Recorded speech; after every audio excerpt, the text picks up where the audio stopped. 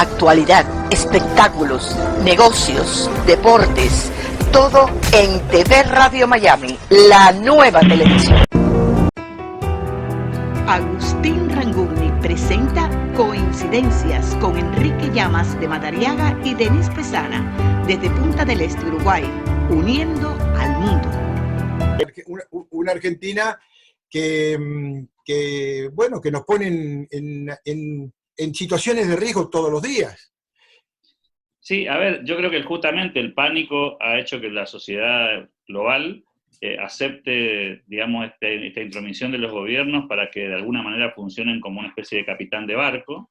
Lo que pasa es que a medida que van pasando las semanas, y depende de la experiencia que cada nación tiene en el planeta con este coronavirus, esa tolerancia a aceptar reglas de juego impuestas empieza a decaer, a debilitarse, ¿no? Es como que frente al pánico uno está en condiciones de aceptar, resignar algo de libertad personal, pero frente a una circunstancia en la que empiezan a aparecer otros resultados, otras consecuencias, y además, en el caso de Argentina, los casos no son numéricamente significativos, también la experiencia vivencial que cada uno de nosotros tiene es que la enfermedad no está a la vuelta de la esquina, sino que parece cada vez más lejana. Y lo que sí está muy presente es el deterioro de la calidad de vida, la resignación de ciertas cuestiones que tienen que ver con la salud personal en otras enfermedades, y por supuesto lo económico que ha pasado a ser central en un país como Argentina, en el que tiene más del 40% de la actividad informal, ¿no?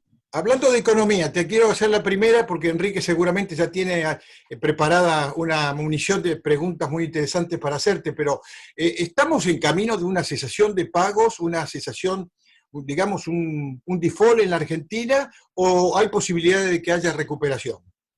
A ver, la sensación que uno tiene es que el tema de la deuda ya venía muy complicado mucho antes que esto. Claramente Argentina tenía vencimiento en este año por más de 60.000 millones de dólares y era absolutamente imposible que pudiera cumplir. O sea, íbamos forzosamente a una negociación de la deuda.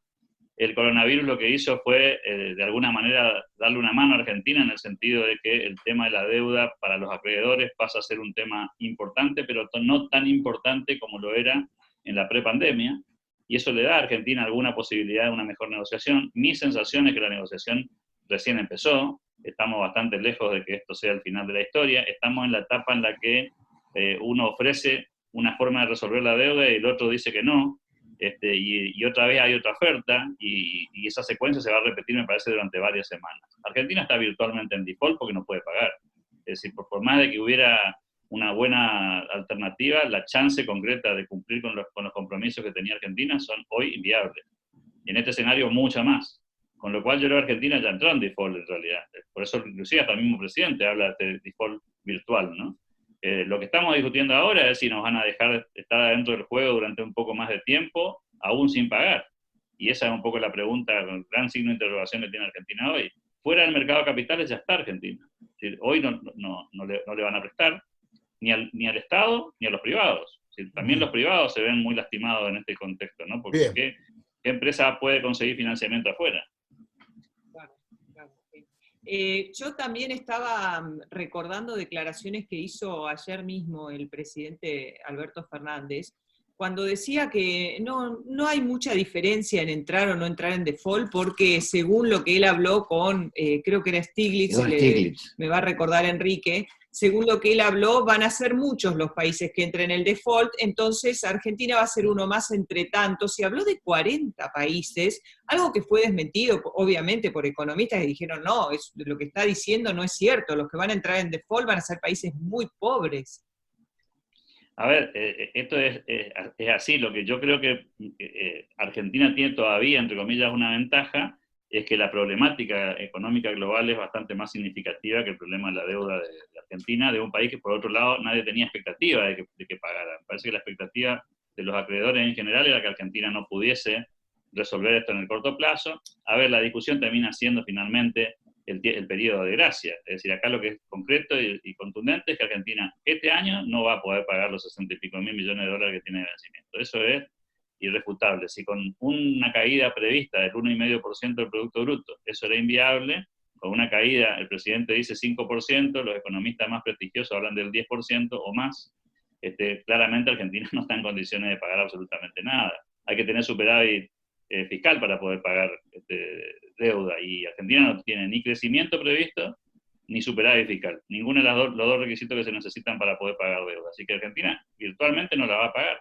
Entonces la discusión ahora es si los acreedores van a habilitar un periodo de gracia o no, y eventualmente qué condiciones nos van a poner para poder hacer esa dinámica. Y esta es la discusión hoy. Lo otro es no pagar y que el mercado internacional nos diga se quedan afuera del juego, y eso complique obviamente más la situación en la que, insisto, tampoco tenemos capacidad de endeudamiento. Sí, sí, obviamente, pero insisto, yo sinceramente no creo que el viernes tengamos más allá de una nueva fase de la negociación. Es decir, ¿qué significaría en términos pragmáticos que Argentina el viernes entrara en default? En términos prácticos.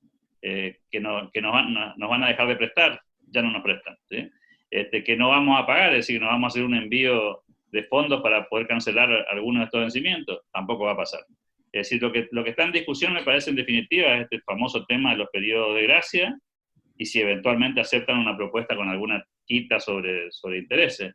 Y yo creo que el tironeo pasa en definitiva por achicar los periodos de gracia. Creo que los acreedores, inclusive en general, están bastante dispuestos a aceptar que Argentina no va a pagar este año y dejarlo de alguna manera formalmente dentro del sistema, pero me parece que lo que claramente no cierra a ningún acreedor es un periodo de gracia de 3 años, que casualmente coincide con el periodo presidencial, digamos, ¿no? O sea, me parece que claramente lo que está diciendo el presidente cuando hace el ofrecimiento, o el ministro de Economía, es que este gobierno, este mandato no va a pagar nada, ¿sí? Y que lo va a pagar el próximo mandato, y eso es obviamente absolutamente inaceptable, porque nadie firma un acuerdo con el que no va a pagar, ¿sí? Creo que allí hay una desmesura, pero también entiendo que es parte del juego de la negociación. Esto va a terminar, como toda negociación, a mitad de camino. Alberto, va a terminar encontrando un punto intermedio. Alberto, en la calle es donde de repente se puede poner más clara la situación. Dicen que los argentinos llegan a pagar hasta 80% más en dólar porque están buscando juntarla para irse del país. Sí, esta es una sensación que está muy instalada, como todo país que ha pasado por un proceso populista, y en el caso de Argentina ha regresado, otra vez apareció la idea de irse, ¿no? Es decir, así como hace unos años atrás la gente se fue, y durante los 4 periodos de la presidencia de Macri hubo una especie de ilusión de que se podían quedar a dar la batalla para cambiar la historia. Bueno, una vez que volvió el populismo en esta nueva versión, y obviamente la pandemia le sumó un ingrediente más, mucha gente en Argentina está evaluando la posibilidad de irse. Y sobre todo los más jóvenes. Y sin resguardo de poder entrar al dólar, salvo pagar esa cifra de 80% más de lo que vale en el mercado, realmente la situación se hace muy difícil para la gente, porque la inflación ya está llegando al 45%. Sí, y con una proyección mucho más larga. Recordemos que el proceso inflacionario tiene una especie de delay, ¿no? Se empieza a emitir moneda ahora, ese dinero está circulando en la calle, pero está en manos de la gente y no está circulando porque la gente está consumiendo poco, porque tiene miedo de no tener la semana que viene, no sabe si va a cobrar el sueldo de mayo, no sabe si va a retener su empleo, y ante esa preocupación la gente se queda con el efectivo en la mano. Pero el efectivo está, porque hay mucha emisión monetaria, pero la circulación en algún momento va a llegar, y más tarde o más temprano eso se va a traducir en inflación. No hay proyección económica seria que hable de menos del 100% de inflación anual para Argentina en este 2020. Nadie habla de menos de tres dígitos, y creo que en ese sentido, si bien no es una hiperinflación eso, en el sentido ortodoxo de la palabra, es una espiralización importante de la inflación que nos va a poner en una circunstancia dramática, sobre todo a los sectores que no tienen capacidad de actualizar sus ingresos, ¿no? Pensemos que en este contexto hablar de paritaria, acuerdo sindical de nuevo salario, aumentos salariales nominales, en Argentina es casi ridículo. Nadie se puede sentar a la mesa hoy a discutir aumentos salariales, lo cual significa que a la gente se le va a licuar el salario, la capacidad de compra de su dinero va a ser cada vez menor, y más tarde o más temprano la gente va a entrar en esta combinación tremenda, que es la inflación con el estancamiento, esto que dan a llamar los economistas estanflación, y que Argentina ya lo venía sufriendo, pero digamos que vamos a un escalón superior, ¿no? En vez de tener una caída de la actividad económica del 2% y una inflación del 40%, vamos a tener una caída del 10% y una inflación del 100%. Y entonces esa combinación obviamente es tremenda, y la proyección que nos deja hace que esto que vos decías, Agustín, ¿no? Que mucha gente se esté planteando la posibilidad de irse.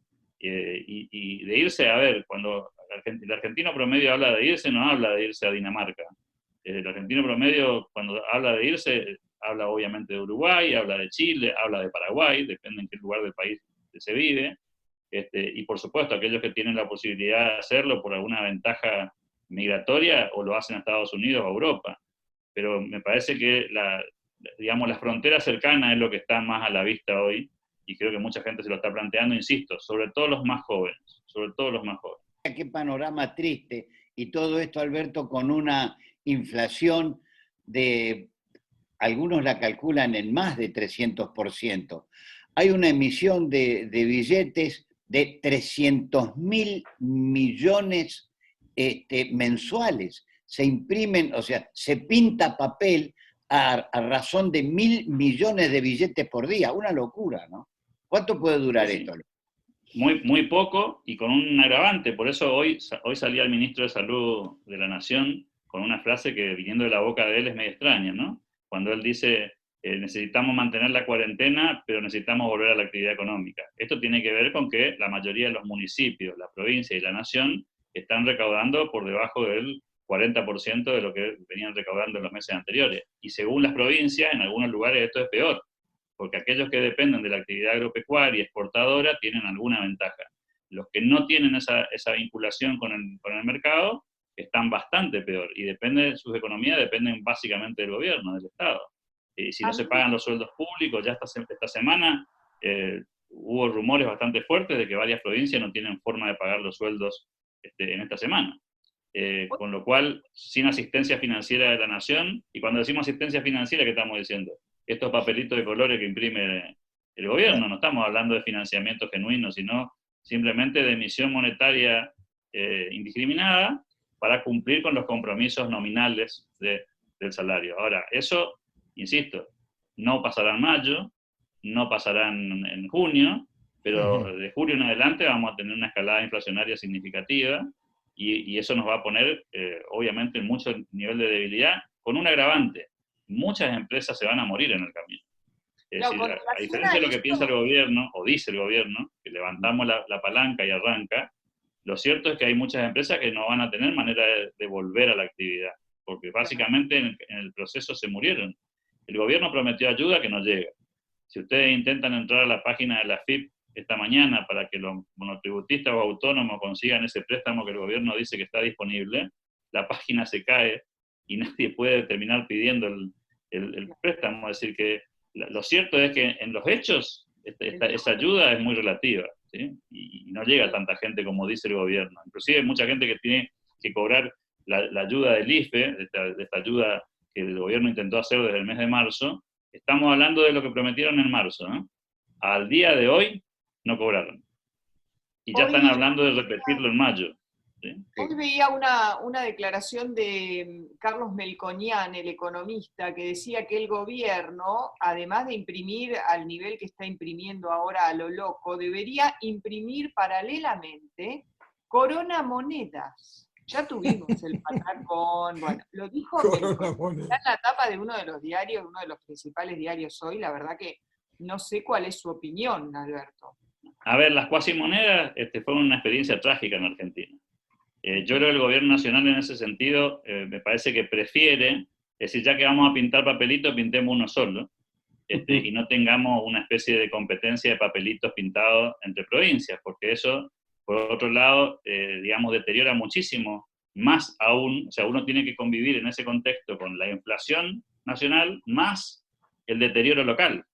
Es decir, es como si fuesen dos males agregados. Entonces me parece que esa experiencia no va a volver. Sí es posible que pasen cosas como la que pasaron en Córdoba, donde los gobiernos provinciales no emitan una cuasimoneda, pero sí un bono que sirva para los proveedores solamente, ¿sí? Y que los proveedores puedan cancelar impuestos. No alcanza a ser una moneda, tampoco es una cuasimoneda, pero se parece bastante, digamos, ¿no? Yo el otro día decía un poco en broma, en Twitter decía, es una cuasimoneda, ¿sí?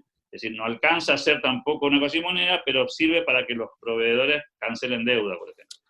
Bueno, si ese experimento de Córdoba se multiplica, podría ser muy peligroso. Yo creo que la emisión monetaria claramente es el único camino que tiene el gobierno nacional para surfear esta ola, pero como bien decía Enrique hoy, sin plan económico, cualquier medida es mala. El problema es que no tenemos un plan para salir. El problema es que Argentina hoy no tiene un plan de salida. Alberto, el campo estaría casi cerca de una cosecha récord, 21 toneladas, 21 millones de producción, por encima de la cosecha del año pasado. ¿Esto tampoco serviría para nada? A ver, sí, por supuesto que suma, pero ahí hay que ver qué hace el gobierno. Si exprime la naranja de lo único que produce en Argentina, es decir, si va por el saqueo del único generador de divisas que tiene el país, que son los exportadores, que podrían tener una exportación récord también, dependiendo de cómo se comporte el mercado internacional. Hay productos en los que el precio está mejorando. Me consta que el precio del arroz está en pleno proceso de subida, tanto internamente como a nivel de exportación, porque obviamente la gente no se va a dejar de alimentar en el mundo, y esa es la ventaja comparativa que tiene Argentina, ¿no? Es un productor nato de alimentos, tiene una buena cosecha.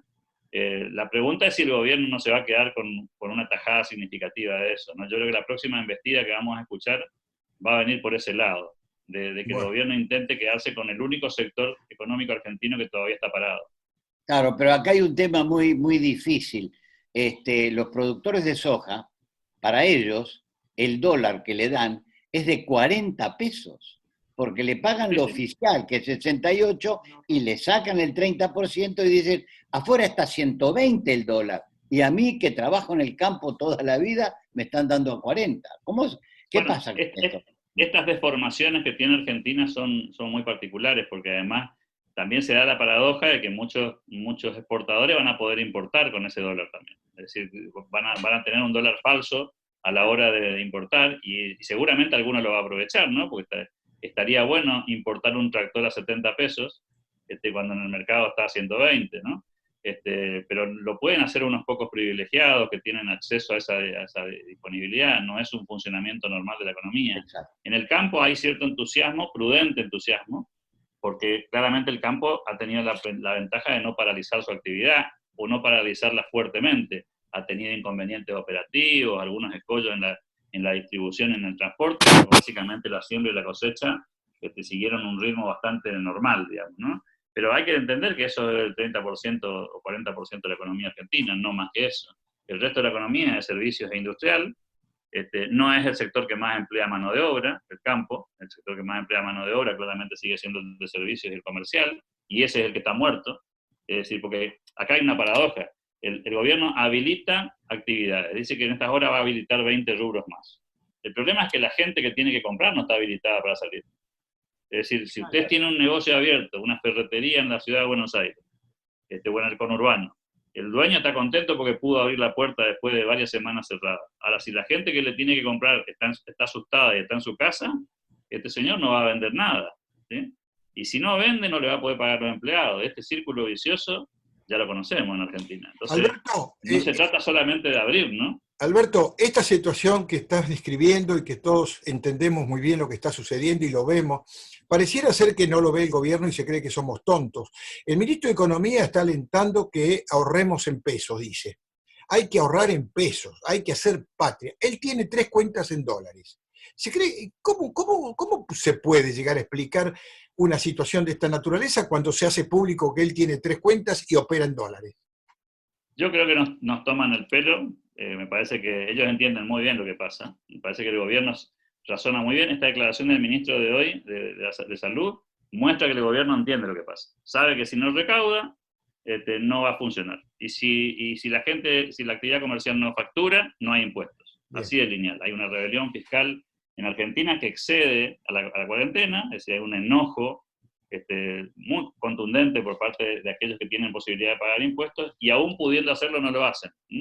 Digo, teniendo por ahí un poco de liquidez, en la opción dejaron de pagar el autónomo, dejaron de pagar el monotributo, ni hablar de los impuestos. A ver, tenemos impuestos ridículos en Argentina. En Argentina tiene anticipo de impuesto a la ganancia. Una cosa que es bastante conceptualmente difícil de entender, ¿no? Claro, entonces lo que sí creo que va a pasar, Agustín, en línea con lo que vos estás planteando, es que la gente va a tomar conciencia de que el gobierno le está tomando el pelo. Y bien, eso va a obligar al gobierno a hacer algún algún cambio de estrategia cuando se dé cuenta que esto de decirle a los argentinos que ahorren en pesos no va a funcionar, porque el argentino medio no va a ahorrar en pesos. Al contrario, lo que Alberto, está pasando en Argentina es que frente a las faltas de plata se sacan los dólares encima, ¿no? Alberto, cambiemos un poco de tema porque sé que dentro de unos días tenemos un encuentro político que voy a tener la oportunidad de participar junto a ti. Contame de qué se trata, contale a la gente. A ver, la idea era hacer una presentación mañana, viernes 7 de mayo, 6 p.m. de Miami, 7 p.m. de Argentina, sobre el populismo en América Latina. Básicamente la idea que tengo es que podamos conversar con Agustín sobre el presente del populismo en América Latina. Nosotros venimos una secuencia de líderes populistas en distintos países del continente. Tenemos una fotografía del presente con otros actores. Simplemente la invitación para que podamos conversar mañana en ese horario, 6 p.m. de Miami, 7 p.m. de Argentina por Zoom, y que podamos discutir un poco cuál es el presente del populismo en América Latina, y fundamentalmente discutir qué pasa con el coronavirus y después del coronavirus cómo queda ese populismo parado frente a las circunstancias políticas nuevas. Si me permitís, me gustaría invitar a Enrique y a Denise para que participen. Si tienen la disponibilidad, sería digamos, un enriquecimiento a este diálogo que estamos participando a la gente. Me parece muy bien, ojalá que Enrique y Denise puedan, toda la gente invitada a participar, así que gracias por la posibilidad de este espacio del día de hoy. Ojalá que nos veamos mañana en ese encuentro y podamos seguir analizando qué le va a pasar a América Latina después del coronavirus. De acuerdo. Y que podamos volver a molestarte, y muchísimas gracias. Con todo gusto.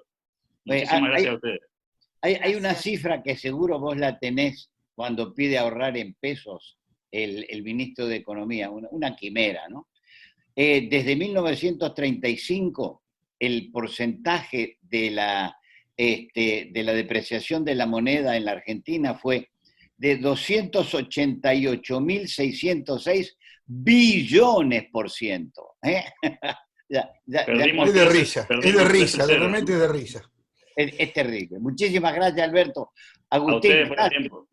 No, gracias, Enrique, gracias, Denise, gracias, Alberto. Un cordial saludo, Alejandro. Que tengan un buen día. Muchas gracias igualmente. Hasta mañana, gracias. Vamos a la pausa.